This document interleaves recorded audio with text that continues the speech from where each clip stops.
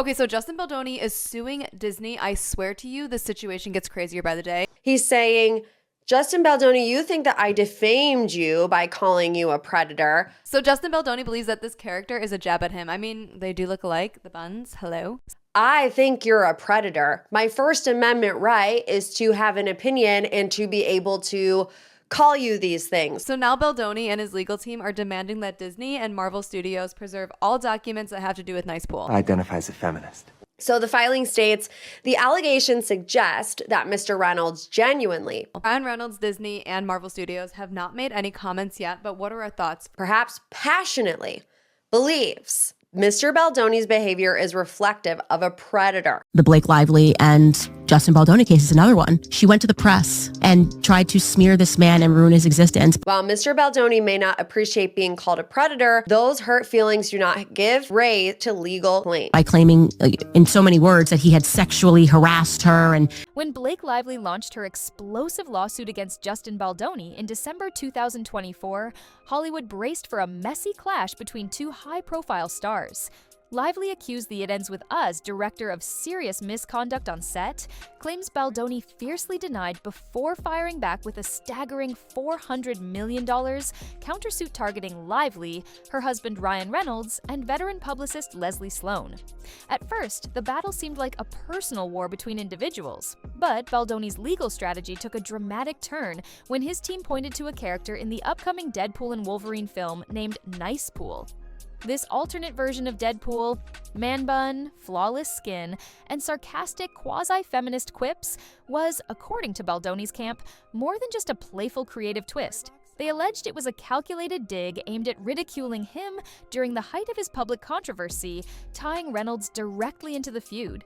That claim instantly pulled Marvel Studios and, by extension, Disney, into the legal storm, transforming what began as a Hollywood he said, she said into a sprawling corporate drama where the world's biggest superhero franchise suddenly found itself on the witness list.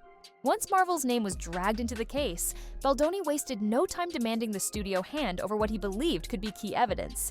Every email, meeting note, script draft, or internal message tied to the creation of Nicepool, and any mention of him inside Marvel's walls.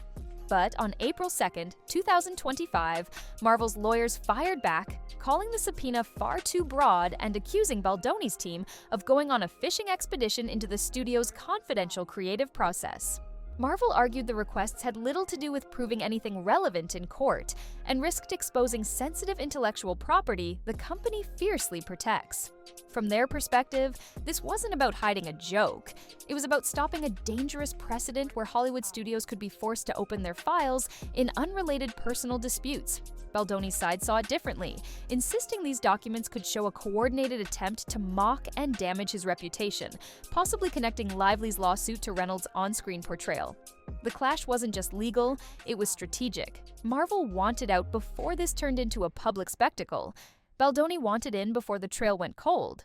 That tension set the stage for a legal tug-of-war neither side could afford to lose.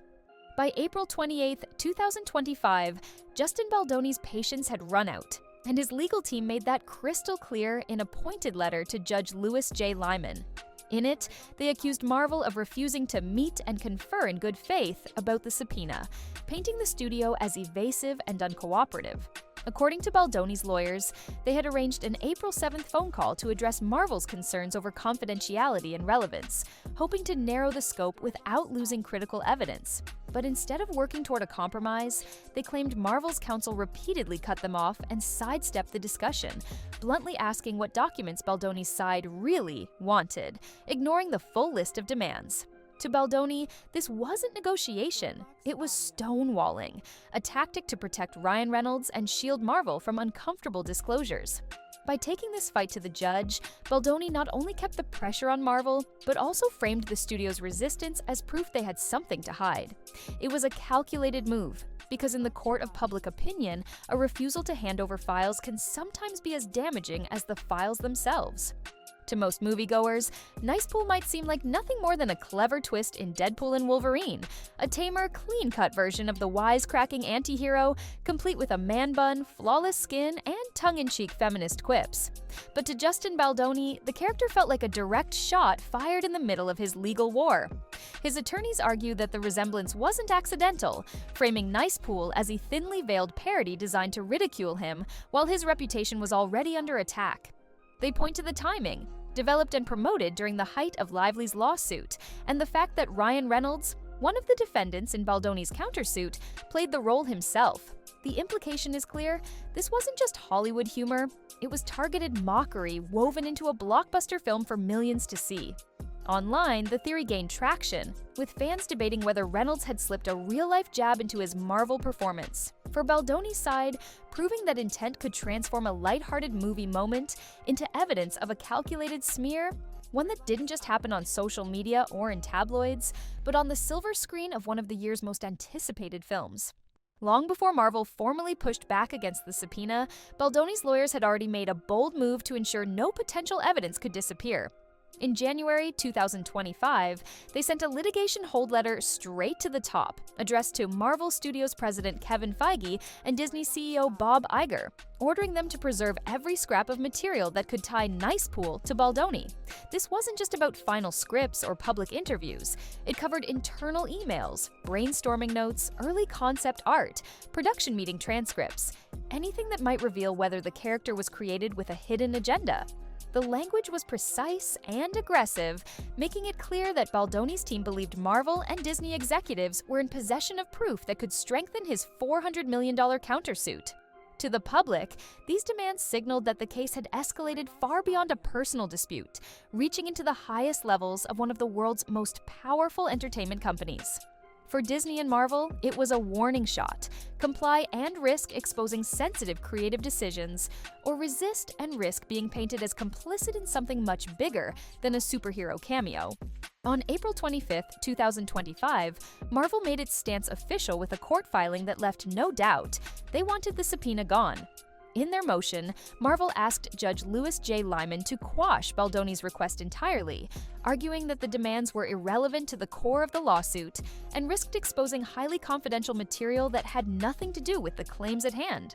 They also sought a protective order, which would legally bar the release of any internal Marvel documents to outsiders, shutting down the possibility of leaks or selective disclosures that could fuel the media frenzy.